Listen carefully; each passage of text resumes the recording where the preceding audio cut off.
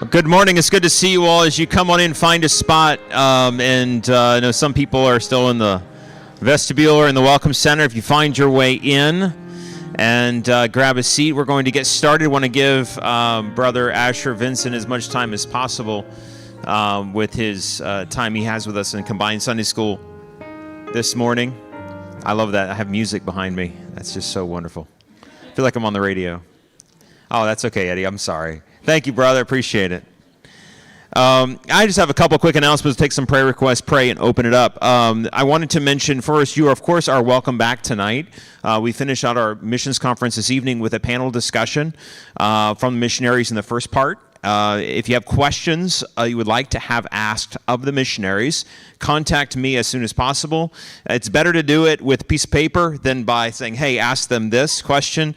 I'm not inclined to actually remember many of the questions you tell me in person. So if you write it down, that's much better for everyone. So thank you very much for that. And then that means after the service is over, so not this Sunday school hour, but when we do the morning worship service, immediately after that service, if you remember, some of the men, if you could help us, we need to take down, Eddie's going to help do this. We've got to disconnect this pulpit and all the cords and things underneath it, take down the pulpit and the chairs and put them in the back so that we have room for the tables up here. So if you're able to help with that, Eddie, we might not need all of you, probably need one or two people to help you with that. And make sure you follow Eddie's instruction. We greatly would appreciate that. The ABF sheets for next week are on the back. They're on the sound booth right there, as well as I think on the Welcome Center desk. I think Pastor Drew put them there as well. So if you'd like to grab one of these for next week, you can grab one. This is for October 19th, and it covers Matthew 5:17 through 20. Of course, that's for the following week. There was no ABF today. We're having the Combined Sunday School, so there was no sheet from last week for today. Prayer requests. Anything we need to add for prayer requests today? By the way, thank you, Brother Jimmy Hutto and Valerie, for your hosting the event last night. Had a great time. It was a little chilly outside, but it was wonderful, and we had a good, wonderful time together. Prayer requests that we'd like to pray for. Yes, sir. The lady that is behind us, her name is Barbara Boozer. She's 80 years old, and she has cancer real bad. Matter of fact, her husband usually drives the hay truck. Right. She wasn't doing well yesterday, and he stayed on with her, but she's not doing well at all, and so definitely remember her. We'll do that. Her name is Barbara Boozer. Okay, pray for Barbara Boozer. She's about 80 and has cancer very, very bad right now. Other prayer requests? Yes, sir. Gary. Yeah, my mom's been on the prayer list, I'm sure, but the doctors finally figured out what has been giving her problems. They said she has congestive heart failure. Okay. Has about 20% heart muscle. So not a good prognosis. She's decided she doesn't want to have any kind of defibrillator. Okay. Put in. She says she's ready to go home, but they don't know when it is. It could be 2 days, it could be 2 years. About how old is your mom? Yeah, 84. Pray for Gary's mom. She has congestive heart failure. Not a good prognosis there, but she won't pursue additional treatments. It's whatever the Lord brings for her. Okay. Other prayer requests before we pray? Yes, ma'am. Thank you. For Mauricio, he is taking a test to go to school for HVAC study. You said Mauricio? Yes. Yeah. So and he is very nervous, but he's very anxious to go to that school. Pray for Mauricio. He's taking a test for HVAC school, so I pray that that goes well. And yes, sir, Bob. Pray for my neighbor. He's got bipolar disease, and he's got tons of health issues. He can't take his medication. He's looking for a psychiatrist. So I'm trying to help him, but I can't do that. Sure. So we pray for him, and hopefully something comes about. We'll be praying for your neighbor with bipolar. Okay, anything else before we go to prayer?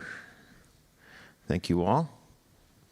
All right, let's bow before the Lord, and then we'll pass it off. Lord, we thank you so much for this beautiful morning. We thank you for your many blessings, and we thank you for your mercies that are new every day. I pray you would bless our time this morning as we focus on you. I pray that our hearts would be ready to receive your word. Thank you for the missionaries that have come in and their encouragement to us this past week and all they've done. Father, I pray that we would leave them encouraged as they leave our place tonight. I pray that you would bless these many requests we have before you. We think of Barbara Boozer, who is 80 and is struggling with cancer.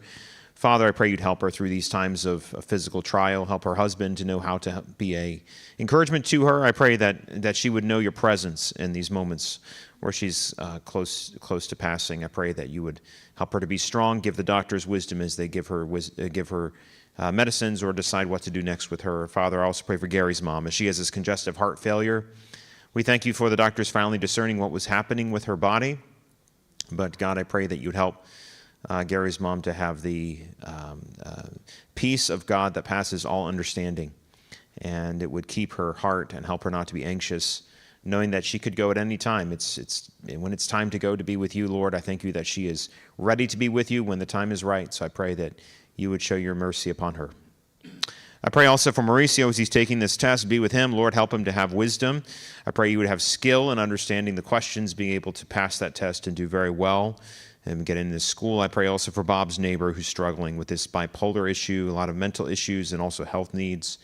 I pray you'd give Bob the wisdom to speak to him and that he would remind him of your truth, point him towards the Word of God, and I pray that this man would have some help that would keep him safe, Father. I pray your blessing on our time together this morning. We thank you for it in Jesus' name. Amen.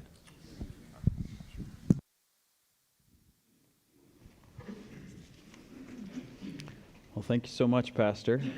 And I want to give a thank you to all of you on behalf of, I'm already dropping things, on behalf of Darcy and I. This has been a wonderful encouragement for us to be here with you all and to see your fervor and your faithfulness to the Lord. It just really has been an encouragement, and I know we come with the intent to encourage, but we are leaving feeling encouraged. So thank you all. It's just been a joy to fellowship here with you. But I am Asher. This is Darcy here. If you haven't seen her, just wave just a little bit or stand, either way. We are doing medical missions. And a little bit of the roadmap for how we're going to use the time this morning, I want to give a little bit of a testimony about how the Lord led me to this ministry and then how the Lord brought Darcy into my life and as I sought to follow his leading, and then also share a little bit of what our philosophy of medical missions is, because that's quite a big category of ministries. And then we will see how much time we have left, and perhaps there'll be opportunity for questions or opportunity to share some sort of a challenge. And we're going to see if this wants to work for us today. Oh, amazing. So I have a couple pictures here that I just, if you forget everything I say, remember these pictures. And what we do is using medical missions as a tool for evangelism. So this is a picture of some of the tools that I actually have on my table with a tract there. And using these tools that we have to give the gospel. And then this picture here is one of my favorites, and I'll explain why. The man who is on, let me get my bearings here, this far side for all of you guys. So that is Todd Beeman. He's a missionary church planter in Zambia. There's me kneeling there taking care of that young girl, and behind us is a Zambian man who's actually holding a copy of the Bridge Tract in Chewa. And I feel like this picture summarizes very well what we seek to do through medical missions. We are working with church planters to strengthen their church planting efforts as they seek to train national believers to continue on the ministry. I described to our teammates that we're just the magnet. We're just getting people there. We're not the main attraction. That's what people come for, but we know that we're not the main attraction. So if you forget everything I say, just remember this picture. So as I think about God's leading in my life, I will say, and I've shared this with some of you, I did not seek out to be in vocational ministry. I came from a pastor's family, and I did not think that I would be in ministry. I thought that I would minister, as I believe all Christians are called to minister. I just didn't think I would make my living doing it. But as I look back, now that God has led me to this point, I can see how he's been preparing me all along. So none of my family is here, so I can show this picture without fear. But I'm the little bald guy, and now I'm a slightly bigger, balder guy. But by God's grace, I was placed into a Christian home. Is Pastor Drew here? Probably remembers my dad at this age here. But the Lord brought us to Greenville when I was just about this age.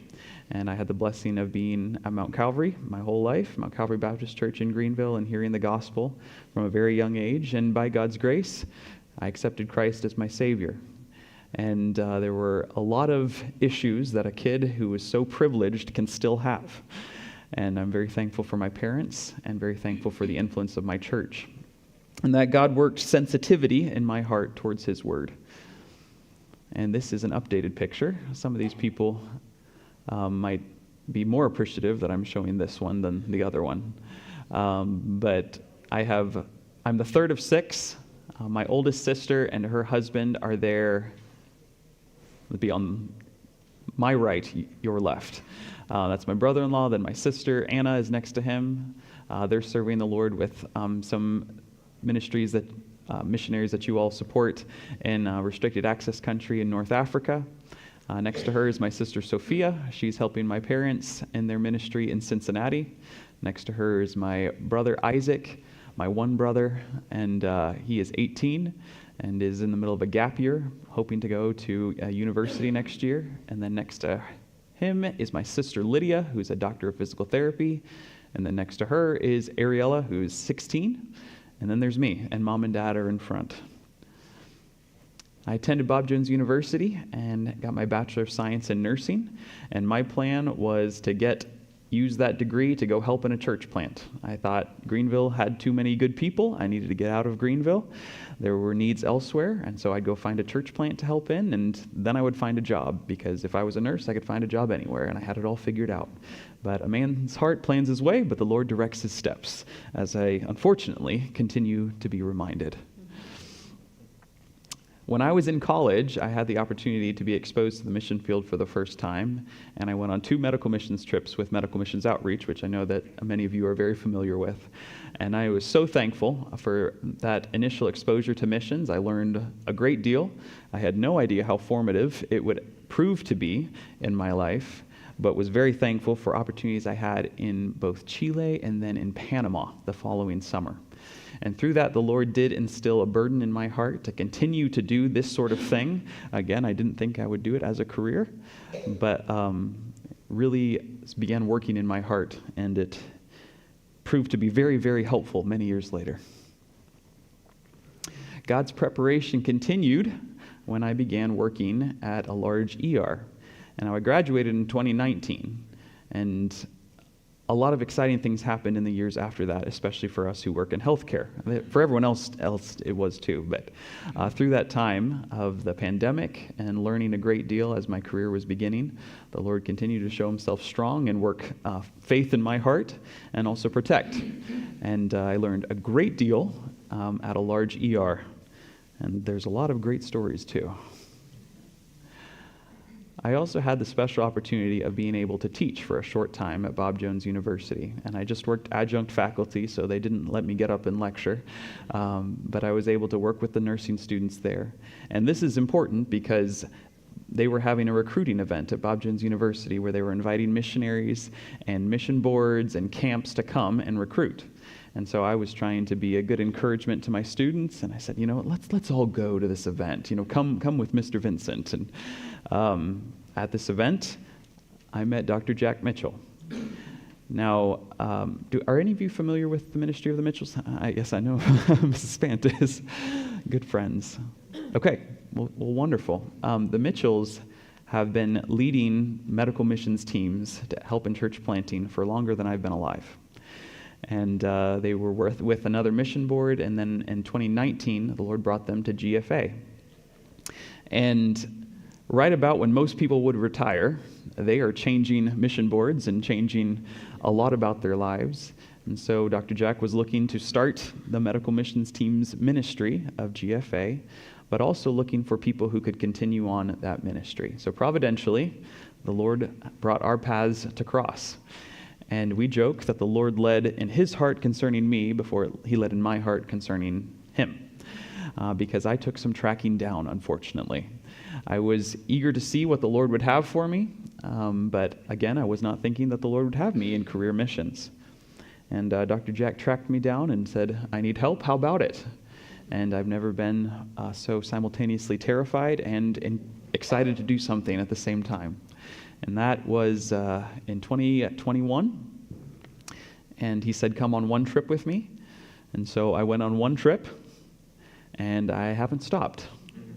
So as of April of last year, yes, April of 2024, I resigned my full-time job at the ER and have committed to helping with the medical mission teams full-time.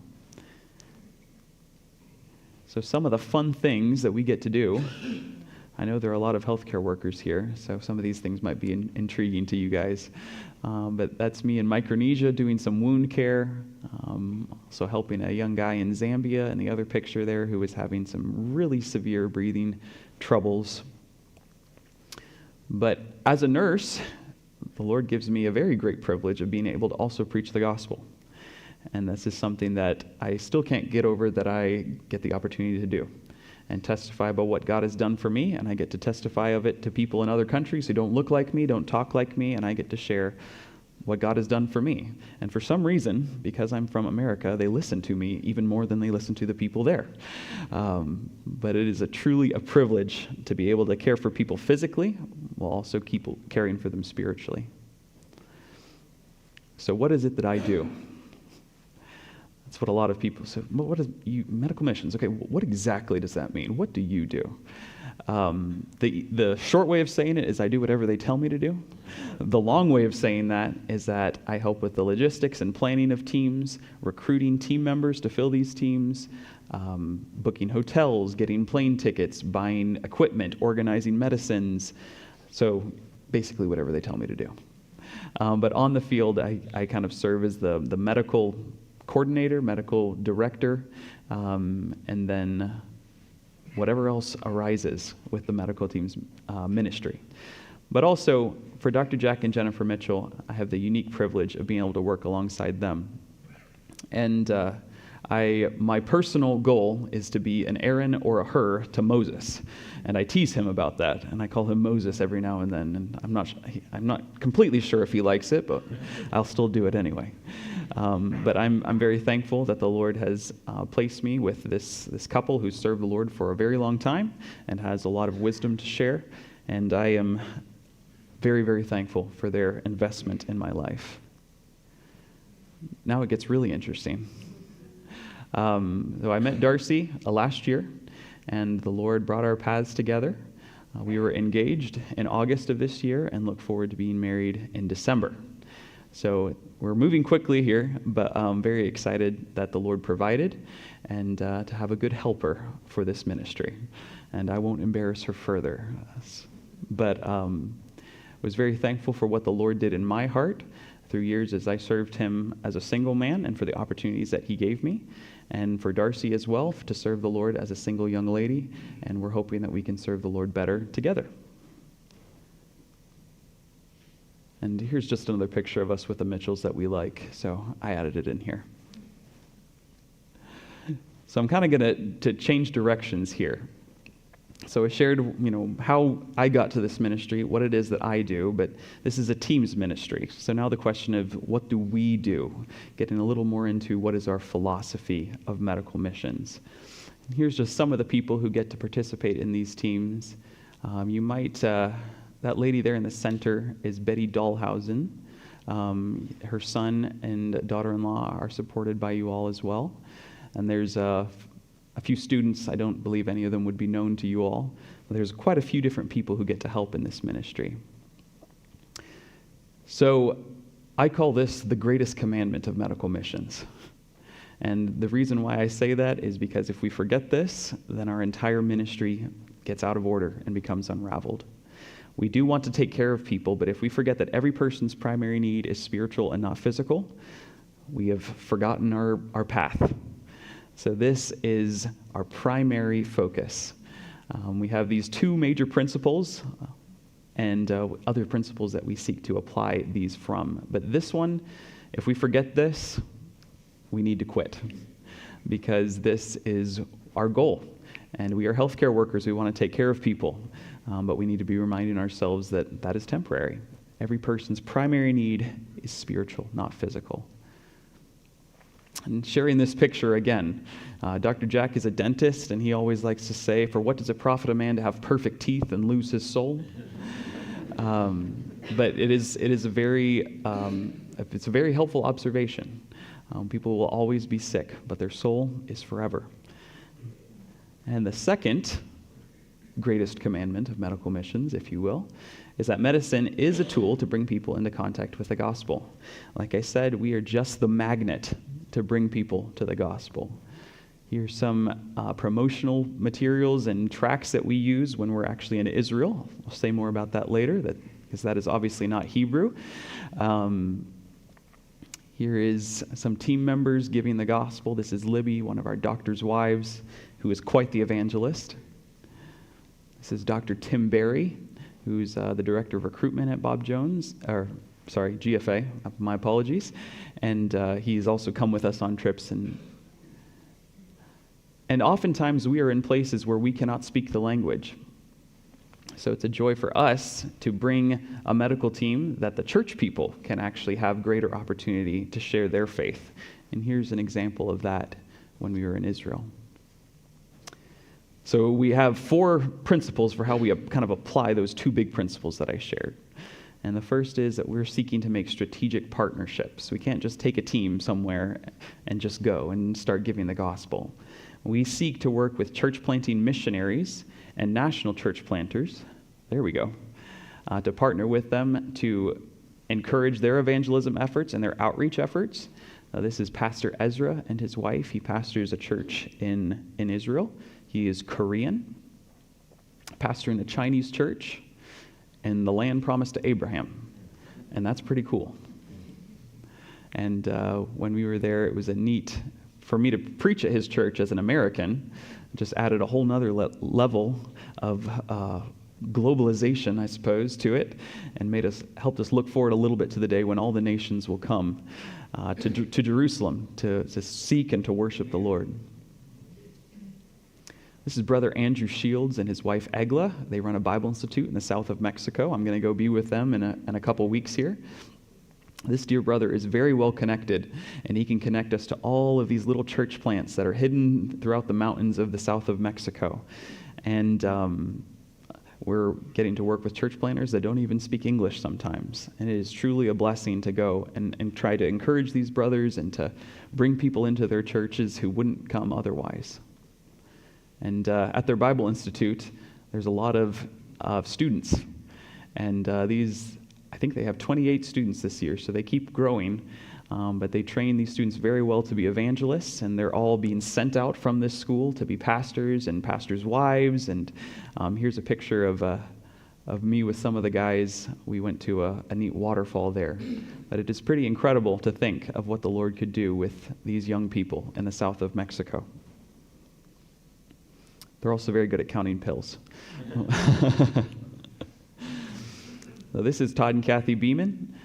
He is pastored. He planted 2 churches in Zambia, and both of them have been planted as a result of medical clinics that Dr. Jack and Jennifer have been able to have.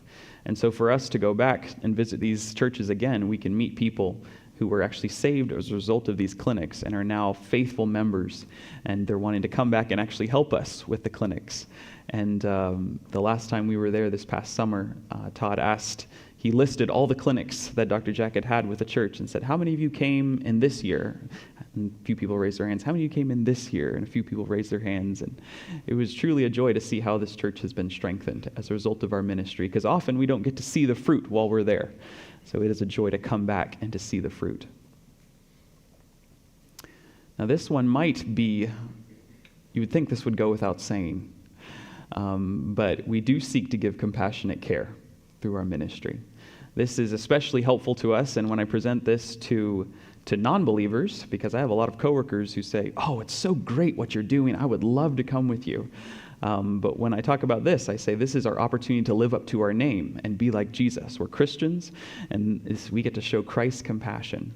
When Jesus looked on the multitudes, he was moved with compassion for them.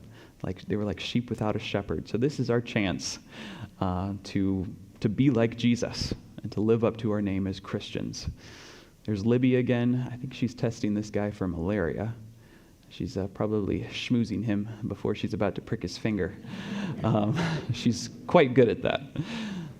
There's Dr. Jack working with Elise, who's actually a respiratory therapist, but she's pretending to be a dental assistant today, which, if you come with us, you will use your skills, but you might learn new ones.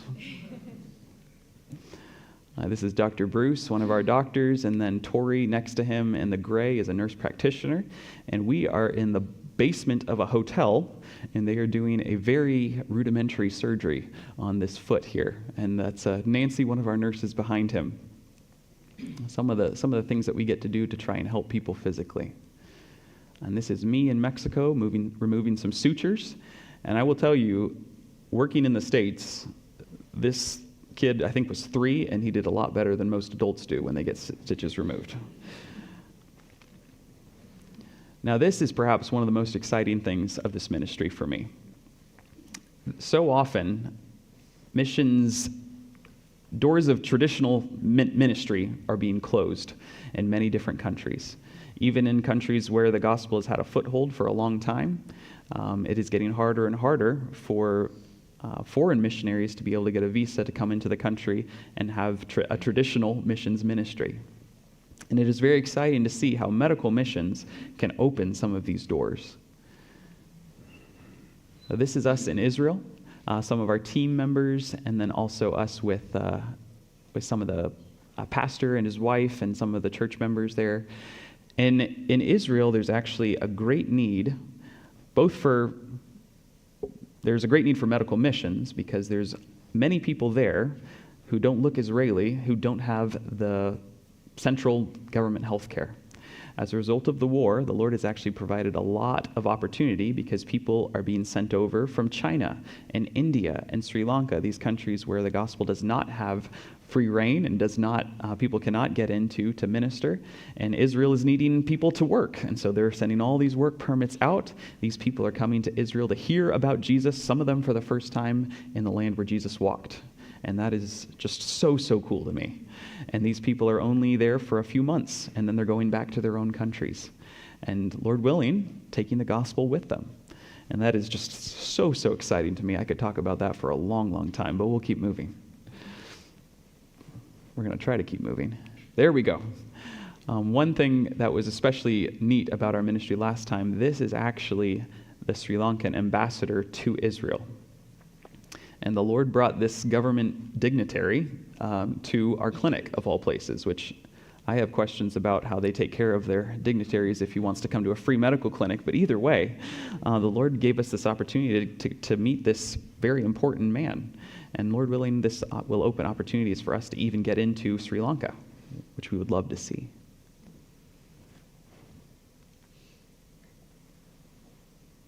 There we go. All right. So this is from Micronesia, and I was just there a few weeks ago, and there are a lot of islands scattered over a big ocean in Micronesia. And for a lot of these islands, they're actually quite remote, quite Spartan conditions. But to get on these islands, you need invitation. And so for Josh, the missionary there in the gray, who's standing with our back to us, he would love to get onto these islands. And you travel by boat across this lagoon, but he needs an invitation. And so if he can go to the mayor or whoever's in charge of the island and say, I'm bringing doctors from the States, they're bringing medicine, they will almost let us do whatever we want. And when we were just there was a brand new island that we went on that was almost exclusively Roman Catholic. And the mayor invited us, and Josh has received so many invitations to come back. And he does magic tricks to do object lessons for the gospel, and he also runs a gym to make community connections. And he's had a lot of the teenagers asking him to come back and teach them how to work out. And Josh how he can make working out evangelistic is incredible to watch. And all the kids want him to come back and do magic tricks, and so he's been able to come back. Even just since we were there a month or two ago, he's been able to return to that island a few times already. And it's neat to see those doors be opened. This is in the south of Mexico, and I did not know this until last year, that a lot of believers in the south of Mexico are actually persecuted very severely. You wouldn't think that of our neighbor to the south, But this sign basically says, and if there's anyone here who speaks Spanish better than I do, I apologize already. But it basically says it's prohibited, if you're a Protestant, to come into this village, essentially. That's my paraphrase. But it says this community is Catholic, saying Protestants can't even come in. And this is a village where we held a clinic. And they knew that we were coming. They knew what we were doing. And every single patient that came through that clinic, village leaders, their families, every single one of them heard the gospel one-on-one. And that was just so, so cool. And so it is neat to see the Lord open these doors that would be closed. And we could go encourage a church that was thriving in against opposition in this village and encourage them and be with the pastor and also make him look good in the eyes of the village as well. Now for me, because my exposure to medical missions was for me as a student, this is also very exciting to me, to be able to share missions with students. And I think it is the greatest joy to just bring them into contact with missionaries. And I always tell students when they travel with us, ask lots of questions. Just ask questions. Sit down with a missionary and just hear them talk. They have so much to share, so much to learn. This is Blake. He was one of our nursing students who's now a nurse. This is Abby, who is, she's a pre-med student at Bob Jones University.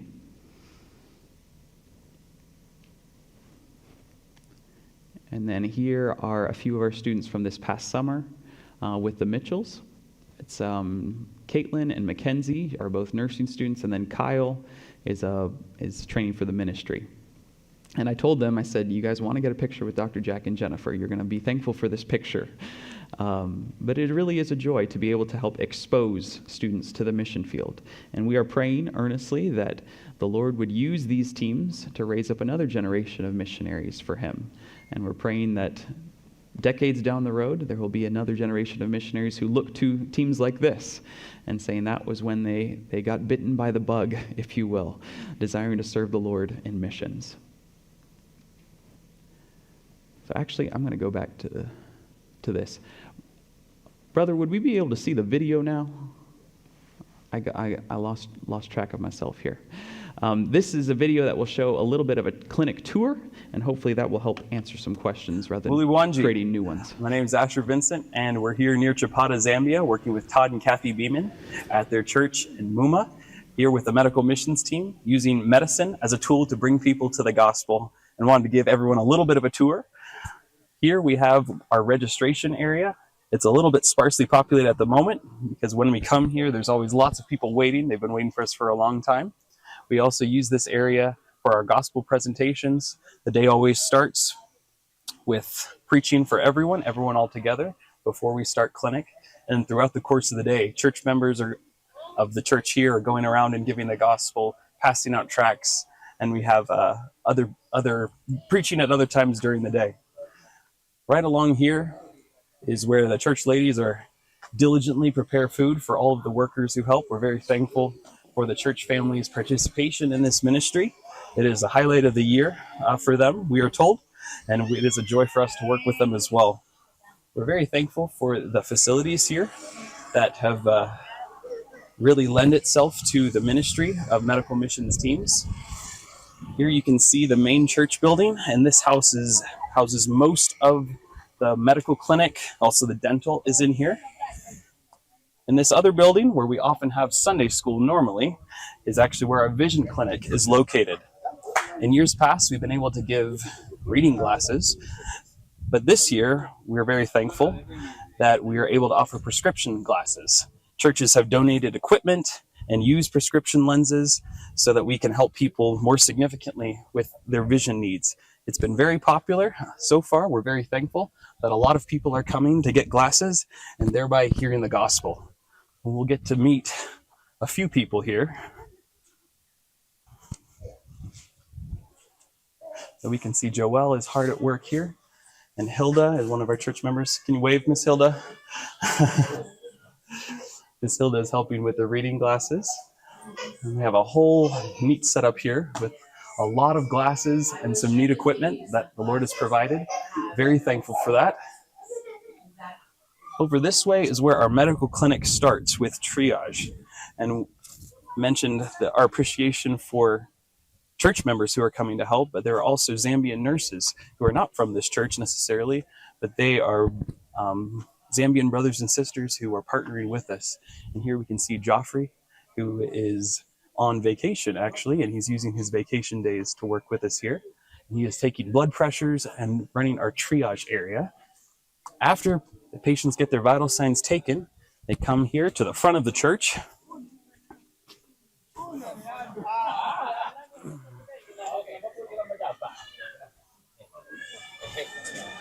And this is where most of the fun happens. So over here we have Dr. Jack, our dentist, hard at work pulling teeth. Mr. John is helping him, and Jennifer as well. He's always very popular. A lot of people want to come and see Dr. Jack. He's been coming here for a long time, and so a lot of people know him on site. Over here we have a few of our Zambian nurses. Miss Leah is a member of the church here, and Malenga as well. She's come a long way to work with us. Here they do some initial questioning and take care of simpler cases so that our doctors can focus their attention on the more complicated cases. Here we have Emily, one of our physician's assistants. This is her first trip with us, and we're very glad she's been able to join us. She's doing very well. Over here is Dr. Bruce. You can wave. He's currently free at the moment, but he's always very popular. We normally have a list of complicated things for him because he's very, very good at what he does, and we're thankful that he works with us here. Over here is our lab and treatment area. We can do a few basic labs. The main thing that we test for is malaria. We treat a lot of malaria while we're here, so we are thankful that the Lord has given us an ability to do this life-saving treatment. We can also do finger sticks for blood glucose. We can do urine testing, as well as wound care and nebulizer treatments and ear cleanings and a lot of other things. So this is an area where normally there's a lot of busyness. So we have Nancy working here, one of our nurses, and then Libby Woodworth, and then Mackenzie, one of our nursing students. So after someone has seen the doctor, their paper comes all the way to our pharmacy. And here we have Dr. Joe Cherian, our pharmacist, hard at work, along with Caitlin, another one of our nursing students. And you can see all of our medicines that are laid out here. Very thankful for what the Lord's provided that we can use to help people, while all along reminding them of the medicine that does not run out that we say. We say we can give you a pill and it will take care of you for a while, but it will run out. And just like Christ referred to the living water, we often refer to the living medicine, the medicine that does not run out. And it is a wonderful illustration of the life-changing power of the gospel. After the prescription is filled, it is brought out here where everyone is waiting. You can see they're all waiting patiently for their meds. Here is another opportunity, while they are a captive audience, to also have another gospel presentation. So we try to, at the beginning and at the end and anywhere in between where we can offer the gospel, we like to present it. So that's a little bit of a walkthrough of our clinic. It looks different each location we go, but this is our tour of the clinic at Muma. This is our second day, and the Lord has blessed our efforts so far. Thank you for your prayers. Please continue to pray for physical health for our team members and for unity as we work together. But above all, please pray that the gospel would go forth in power, and that as people are coming to have their physical needs met, that their spiritual needs would be met as well. But thank you all for your prayers. Hopefully that was clarifying. They say a picture's worth 1,000 words, so I'm not sure how many a video is worth, but that helps to see it. If you'd like to see it again, it is on GFA's YouTube page as well. But hopefully that gives you a good visual. We do have some upcoming teams. So if you would be in prayer for us on these teams. I'll be heading to Mexico here very shortly to work in the south of Mexico with Andrew and Egla, whose picture you saw. And then in the new year, the Lord has given us an opportunity to go to a restricted access country, one that we hear about in the news quite a bit. And we're praying that the Lord would grant us safety and also open doors of ministry there. We were able to go there last year, and we're excited that the Lord is giving the opportunity to return. And so that will be actually 2 teams back to back, but it's basically a month of ministry. Just a few prayer requests. We ask that the Lord provide godly team members for each of our teams. You can't have a team ministry without team members. So healthcare workers from like-minded churches, we are praying for. And the Lord has given wonderful people, and we're very thankful for his provision and pray that he would continue to provide. And then for the second one is the best way that I can summarize how asking people to pray for the ministries while we're there, for safety and success. And that covers a lot of categories. But we are thankful for how the Lord has protected us in the past. We seek to be very wise and we seek to be careful. But we still have testimonies of God's provision and protection in some frightening situations. And we've never lost a team member, praise the Lord. But pray that God would give us safety and success, that the gospel would go forth in power, and that people would be saved, and that these churches that we visit would be strengthened. And then perhaps I wouldn't say this one is the most important, but it is dear to my heart. Please pray that God would use these teams to lead young people into full-time service. There is great need. The harvest is plentiful, but the laborers are few. So we're already commanded to pray earnestly that the Lord would send out laborers into his harvest. And if you would pray that the Lord would use these teams specifically to do that, that there would be many young people and older people as well. We have retirees who have committed to traveling on as many teams as they can. So it's truly been a joy. But that God would raise up servants for him through these opportunities. If you are tech savvy and also like pictures, I share a lot of pictures on Facebook and Instagram. I will accept your follow or friend request.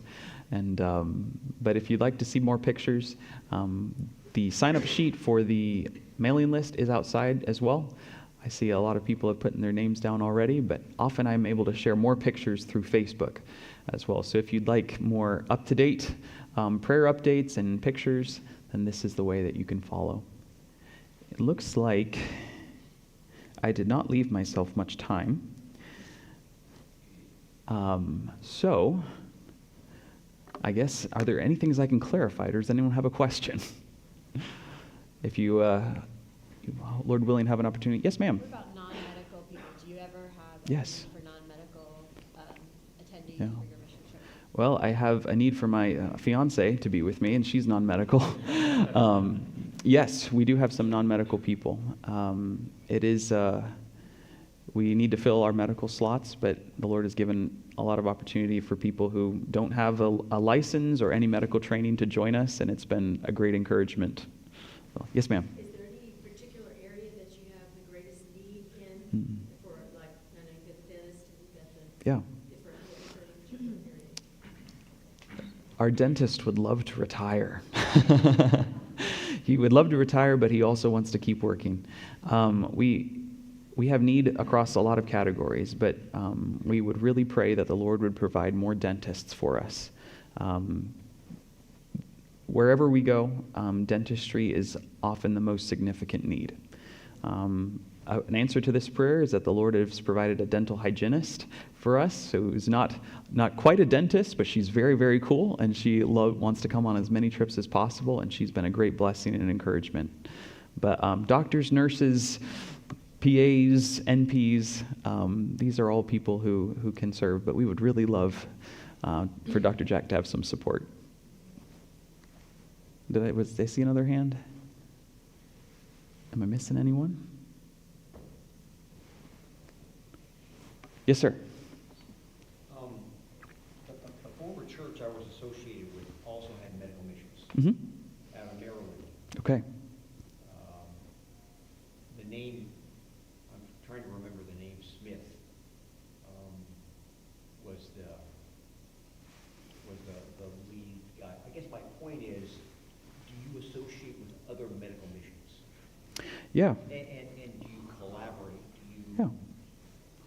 It's a great question. Together. I mean, it just, this is just of a needy area. Yeah. And are you familiar with other medical missions? And do you collaborate with them, or do you Yeah. associate, I guess? Well, I am the most familiar with Medical Missions Outreach because I traveled with them when I was in college, and I don't know if official affiliation is the way to say it, but it's nice to share resources and share ideas, and we always like to visit around at recruiting events and touch base with everyone, and good to see you guys again. So as far as a professional affiliation, I guess I wouldn't say so much, but I probably wouldn't be the best one to speak to it since I'm still pretty new. So, but I know personally I'm familiar with quite a few different ones. Anything else I can clarify? Going once, going twice? Okay, well, looks like we got just two minutes early here, so is that fine? If you have any other questions, please don't hesitate to come by the booth and ask hard questions of Darcy, and if you have compliments, please give them to me. But thank you all for having us, and thank you for the opportunity to share what the Lord's doing through Medical Missions.